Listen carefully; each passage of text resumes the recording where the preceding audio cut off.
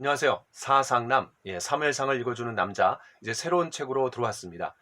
사무엘상을 우리가 보면서 여러분 염두에 두실 세 가지 포인트가 있습니다. 첫 번째는 뭐냐면 이 사무엘상은 12지파의 연합 공동체에서 중앙 집권적인 왕국으로 발전해가는 이야기다. 과도기다. 이렇게 여러분 생각하시고 보시면 좋을 것 같아요. 때문에 여기 사사들도 나오고 왕들도 나옵니다. 자, 두 번째는 이 사무엘상은 절대로 사무엘의 이야기가 아니다. 메인 캐릭터가 누구예요? 다윗입니다.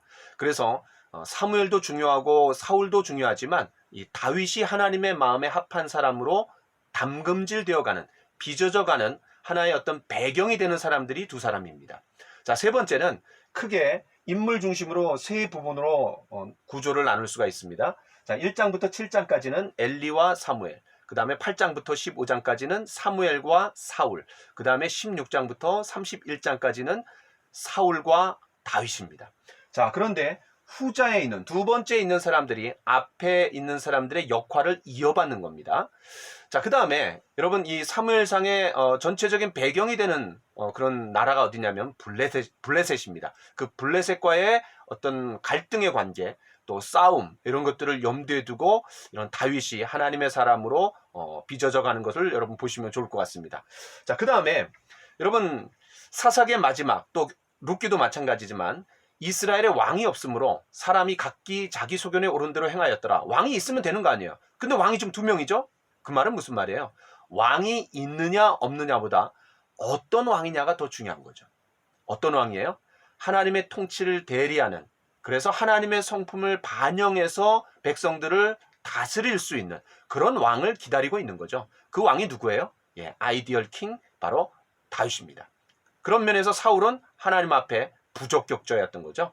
자, 이제 여러분 이런 배경을 좀 깔고 사무엘상 1장으로 가보겠습니다. 여러분 이제 이번부터는 6장씩 조금 긴 호흡으로 가보려고 합니다. 매일 3장씩 또 여러분 영상을 읽어야 되는 것도 쉽지 않은데 이틀에 한 번씩 읽을 수 있도록 조금 호흡을 길게 가져가지만, 그러나 그렇다고 시간이 막 늘어나는 건 아닙니다. 자, 1장. 여러분 1장에서 사무엘의 등장 배경이 나오죠. 자, 여러분 사사기와 룻기, 거기에서 걸출한 두 명의 이제 여자가 나옵니다. 하나는 누구냐면은 룻, 그 다음에 한나. 자, 이 과도기에서 이 두 여인이 나오는데 룻은 그 룻기라는 책이 있기 때문에 더 유명해졌지만, 또 한나도 굉장히 걸출한 인물입니다. 왜냐하면 그 과도기에 누구를 배출해내요? 사무엘을 배출해내죠. 자, 그런 얘기가 1장에 나와 있습니다. 자, 여러분 1장 2절을 보시면 한나에게는 자식이 없었더라. 참, 이 한마디에 많은 걸 담고 있는 것 같아요. 갈등도 있죠. 분노도 있죠. 좌절도 있죠. 슬픔도 있죠. 그리고 그 적수였던 분인나, 그 관계 속에서 격분했다라는 말이 3번이나 나옵니다. 그리고 마지막에 참 눈물의 그런 기도들이 나옵니다. 자, 이러면서 하나님께서 그런 불임의 여성들을 하나님이 다루어 가셨던 것 같아요. 하나님의 소원을 담을 수 있는 그릇으로 준비되어가는 하나의 어떤 그런 다루심, 이것이 한나의 불임이었습니다. 자, 9절부터 18절에 보면 이제 한나의 기도가 나옵니다. 너무나 괴로워서 통곡하며 기도하는데 그 당시에 제사장이고 사사였던 엘리가 야단을 치죠. 너 이렇게 그냥 포도주를 많이 먹고 와갖고 여기까지 왔느냐. 그래서 야단을 책망합니다. 그런데 그때 한나가 뭐라 그래요? 내가 포도주 먹고 이렇게 취해서 그런 게 아니라 내 마음이 너무나 원통하고 너무 힘들고 괴로워서 눈물로 하나님 앞에 기도할 뿐이다. 내가 아들이 없어서 이렇게 괴로워한다. 그러니까 엘리는 그 시대의 어떤 백성들의 마음을 헤아리지 못하고 그냥 겉으로 보여지는 입만 보고 그냥 판단을 했던 어떤 영적인 무지, 영적인 무감각을 우리가 좀 볼 수 있습니다. 그러니까 참 이 엘리가 다른 사람으로 대체돼야 될 게 좀 암시되고 있는 거죠. 자, 어쨌든 이 한나는 하나님 앞에 서원합니다. 아들을 주시면 내가 그 아들을 하나님 앞에 바치겠다고 얘기합니다. 그러니까 내 아들이 아니라 하나님의 아들이 되는 거고 온 백성의 아들이 되는 거죠. 그가 누구예요? 사무엘입니다. 자, 그래서 이제 사무엘을 엘리의 축복대로 이제 임신하고 얻습니다. 그리고 젖대기까지 이제 준비했다가 하나님 앞에 드리는데 하나님께 바치기까지 어떤 준비 기간으로서 한 3년 내지 5년 정도가 시간이 걸렸을 것 같아요. 그러니까 요게벳이 모세에게 젖을 주면서 뭐도 함께 줬어요? 예, 신앙도 물려줬듯이 아마 한나도 그렇게 했던 것 같습니다. 자, 여러분 2장을 보시면서는 이 주제를 생각해 보시면 좋을 것 같아요. 누가 엘리의 후계자가 될 것인가? 누가 엘리의 후계자가 될 것인가? 둘 중에 하나죠. 예, 사무엘이 될 것인가? 아니면 두 아들이었던 홈리와 비나스가 될 것인가?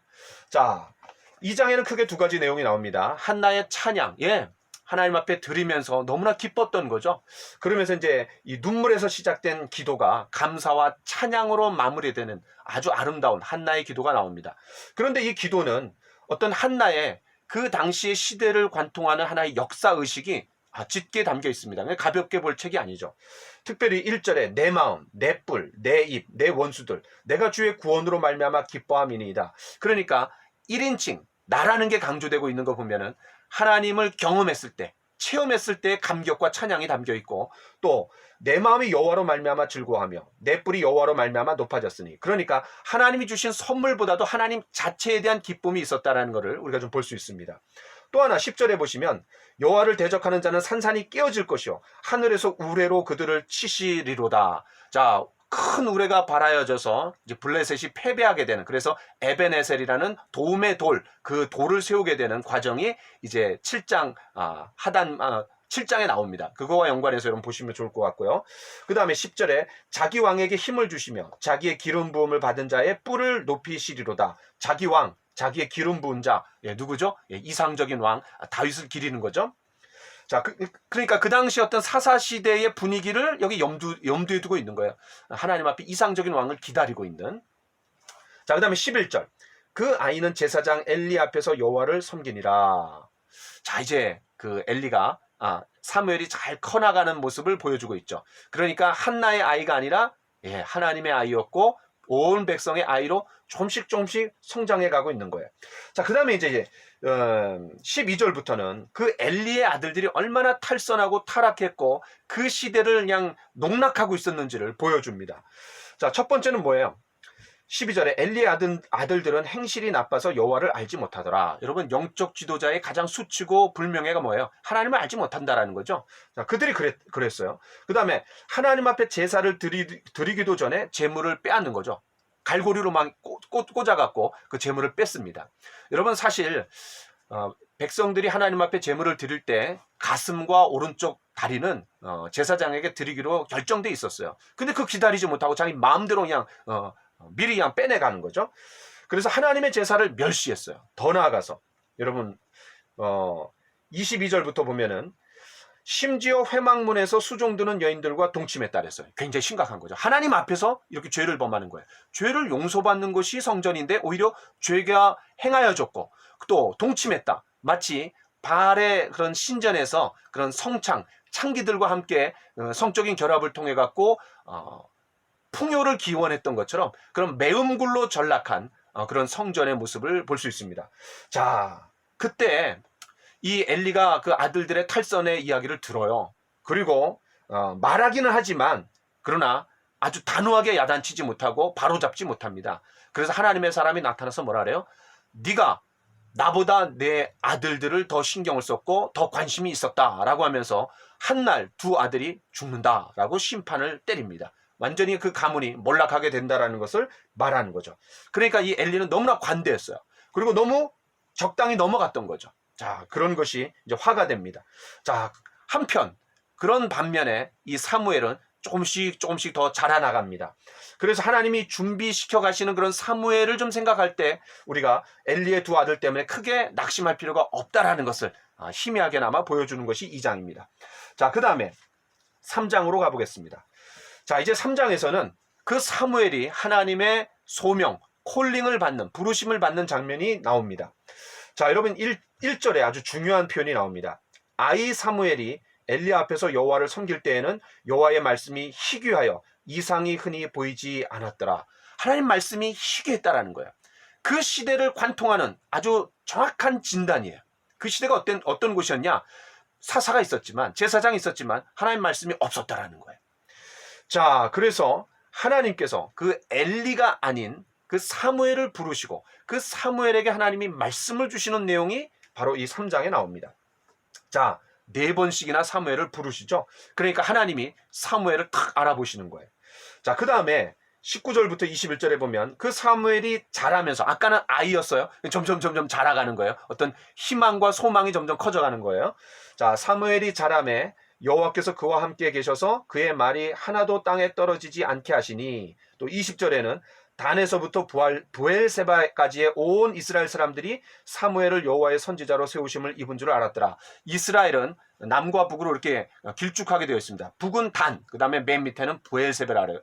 부엘세바라래요. 그래서 단부터 부엘세바 하면 이스라엘 전체를 얘기합니다. 자, 어쨌든 하나님도 사무엘을 알아보셨고 그 당시에 이스라엘 백성들도 이 사무엘을 알아보기 시작했습니다. 그의 영적인 권위가 점점 올라갑니다. 그래서 21절에 뭐라고 얘기해요? 여호와께서 실로에서 다시 나타나시되 여호와께서 실로에서 여호와의 말씀으로 사무엘에게 자기를 나타내시니라. 엘리에게 나타내 주시는 것이 아니라 사무엘에게 하나님께서 당신의 말씀을 주시는 겁니다. 자, 그 다음에 4장으로 넘어가 봅시다. 여러분, 이제 4장과 5장, 6장, 7장 1절까지, 2절까지는 여호와의 괴라는 말이 무려 37번 나옵니다. 그래서 이 부분을 괴 이야기라고도 할 수 있습니다. 자, 그리고 사무엘이 이제 7장 3절에 가서야 비로소 등장해요. 그래서 사무엘의 부재, 다시 말해서 하나님의 침묵이 있는 것이 바로 이 4장, 5장, 6장 이 3장입니다. 자, 여러분 한번 좀 살펴보도록 합시다. 자, 이제 4장에 1절에 보니까 사무엘의 말이 온 이스라엘에 전파되니라. 자, 그리고 이제 7장 3절에 나옵니다. 무대에서 완전히 사라지죠. 자, 이제 블레셋과 이스라엘이 전투가 일어납니다. 1차 교전에서 4,000명이 죽습니다. 그 다음에 2차 교전 때는 어떻게 해요? 다급한 마음에 초자연적인 능력으로 하나님의 언약궤를 앞세우자라고 그래요. 어떤 영적으로 신령한 어떤 힘을 발휘하는 하나의 부족으로 여기는 거죠. 승리의 보증 수표처럼 여겼고, 이 순간만큼은 이제 이스라엘이 정말 하나님을 함부로 대하고 도구화시키는 그런 내용들을 우리가 좀 볼 수 있습니다. 그 당시에 이제 제사장 블레셋은 점점 강성해지고, 이 제사장 또 사사의 역할은 점점 이제 쇠락해가는 과정에서 이런 문제가 생기는 거예요. 자, 그 다음에 이제 5절부터 11절에 보면, 처음에는 하나님의 언약궤를 앞세워서 오니까 두려움에 빠졌어요. 그렇지만 죽기 살기로 이제 대항해갖고 결국은 블레셋이 또 이깁니다. 결국은 3만 명이 죽게 되고, 그 다음에 아주 심각한 여호와의 언약궤가 빼앗기는, 수치스럽게도 이 법궤를 빼앗기는 수모를 당하게 됩니다. 더 나아가서 11절에 보니까 하나님의 궤는 빼앗겼고 엘리의 두 아들 홈리와 비느하스는 죽임을 당하였더라. 2장에서 얘기했던 그런 심판이 그대로 맞아떨어졌어요. 자, 사실 이제 여기에서 우리가 이걸 생각해야 돼요. 7장 3절에 보면 이방 신상들을 다 제하고 또 회개하면서 하나님만 섬겨라 라고 이제 그러면서 미스바 대운동, 대부흥이 일어납니다. 그러니까 언약궤를 가져올 것이 아니라 이방 신상들을 버려갖고 하나님 앞에 회개를 해야 되는데, 그들이 여호와의 언약궤를 앞세워서 전투에 나갔다라는 것이 얼마나 참 7장하고 대조가 되는지를 우리가 좀 생각해 볼 수 있습니다. 자, 어쨌든 하나님의 언약궤는 빼앗겼고 홈리와 비느하스가 죽었다라는 소식에 아버지 엘리가 의자에 앉아있다가 굉장히 비둔했어요. 뚱뚱했어요. 그러다가 그 얘기를 듣고 너무 쇼크를 받아갖고 의자가 넘어갔는데, 그러면서 목이 부러져갖고 죽습니다. 한편 이 비느하스가 이제 그 와이프가 임신했는데, 자기 시아버지가 죽었다는 얘기, 또 자기 남편이 죽었다는 얘기를 듣고 한탄을 하면서 하나님의 영광이 떠났다. 다시 말해서 이가봇이 하나님의 영광이 떠났다라는 말인데, 그 시대를 진단해주는 또 표현입니다. 여러분, 아까 3장에서 어떤 표현이 있었어요? 하나님의 말씀이 희귀하여 이상이 보이지 않았더라. 하나님 말씀이 없었던 시대였고, 하나님이 없었기 때문에 하나님 말씀도 없는 거죠. 그래서 이가봇, 이것이 여인의 입에서 나온 말이었지만 그 시대를 관통하는 아주 중요한 표현입니다. 자, 사무엘이 등장하기 전에 그런 시대 상황이 이랬다라는 거죠. 자, 그 다음에 이제 5장으로 한번 가봅시다. 여러분, 5장에서는 어쨌든 4장에서 이스라엘이 대패했습니다. 그러나 이스라엘은 패배했을지 모르지만 하나님은 패배하지 않았습니다. 여러분 그 당시에 이 두 나라가 전쟁해서 한 나라가 이겼을 때 신들의 전쟁이고 신들의 싸움에서 승리했다라는 거예요. 때문에 그 진 신의 어떤 그 신상을 가져가다가 하나의 트로피로서, 승리의 트로피로서, 하나의 전리품으로서 상대편 승전국의 신상 앞에다가 갖다 놓는 게 그 당시에 유행이었습니다. 자, 이 하나님께서 블레셋 땅에서 영광을 드러내시는 거죠. 이스라엘 땅에서는 이가봇, 하나님 영광이 떠났지만 이제 하나님께서 역사하시고 영광을 드러내시는 것이 바로 5장입니다. 자, 이 블레셋에게 하나님의 괴를 제거하는 것은 어느 때고 폭발할 수 있는 어떤 폭탄의 뇌관을 제거하는 것과 같아요. 자, 이게 무슨 말이냐? 여러분 그 다곤 신상 앞에 여호와의 괴를 갖다 놨어요. 어떤 승리의 트로피처럼. 근데 그 다음날 가보니까 어떻게 돼요? 다곤신이 엎드러져 있어요. 쓰러져 있어요. 하나님 앞에. 자, 그 다음에 세워갖고 그 다음날 가봤더니 어떻게 해요? 목이 댕강, 그 다음에 두 손목이 댕강 끊어져 있는 거예요. 그럼 목이 끊어져 있다는 건 뭐예요? 사고. 그 다음에 손은 뭐예요? 능력의 손. 그러니까 사고와 능력이 완전히 사라진 무기력한 모습으로 있었던 거예요. 그러니까 하나님을 하나의 오락거리로 이용하려고 했던 그들에 대한 하나님의 준엄한 심판이었던 거죠. 자, 그 다음에 6절부터 12절에 보면 이제 이 하나님의 손이 이 아스돗 사람들에게 그냥 다곤신이 쓰러진 정도가 아니라 그런 아스돗 사람들에게 블레셋 전체에 독한 종기 재앙을 내리셨어요. 그런데 아스돗, 가드, 에그론 그 도시를 옮겨가는 곳마다 계속해서 가는 곳마다 공포와 고통이 초래됐어요. 그러니까 어떻게 해요? 이 블레셋 방백들이 모여갖고 이거 안 되겠다. 여기 뒀다가는 그냥 이거 저주다 이거. 차라리 원위치시키자, 복귀시키자라고 결론을 맺습니다.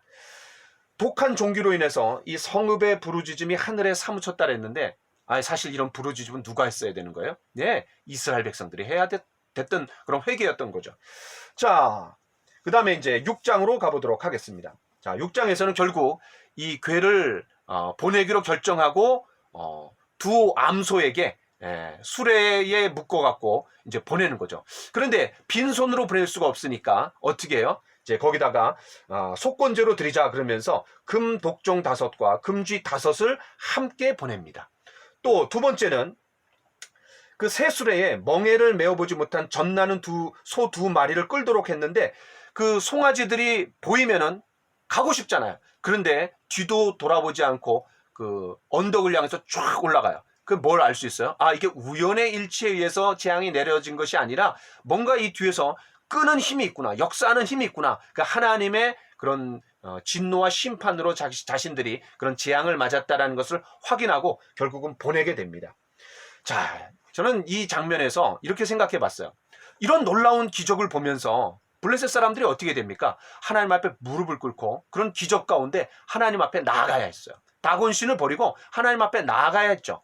마치 예수님 시대에 가다라 지방에 그 귀신 들린 사람이 있었어요. 그랬더니 예수님이 그 돼지떼에 5,000마리에 들어갈 수 있도록 그 돼지떼에게 보냈는데 그러면 사람들이 어떻게 해요? 그런 놀라운 광경을 보고 예수님 앞에 나와 무릎을 꿇고 그 경배했어야 되는데 그러기는커녕 오히려 예수님 보고 나가라 그랬어요. 나가달라고.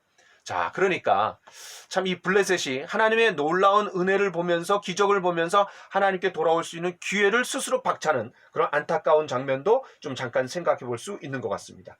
자, 어쨌든 여러분 이제 마지막에 보면은 이제 베스메스 사람들이 그쪽으로 이제 괴가 옮겨졌죠. 그런데 너무 궁금해. 그래갖고 베스메스 사람들이 무분별하게 보다가 괴를 들여보다가 70명이 죽게 되고 그 다음에 기럇 여아림으로 괴가 옮겨집니다. 나중에 이제 사무엘하 6장에 보면은 그때서야 비로소 예루살렘 성으로 기럇 여아림에서 법궤가 옮겨지고 또 그 과정에서 다윗이 너무나 감격해서 옷이 벗어지는 줄도 모르고 하나님 앞에 춤을 췄다라는, 그리고 미갈이 것을 저주하면서 이제 아이가 없게 되는 그런 저주를 받는 그런 내용들을 우리가 좀 생각해 볼 수 있습니다.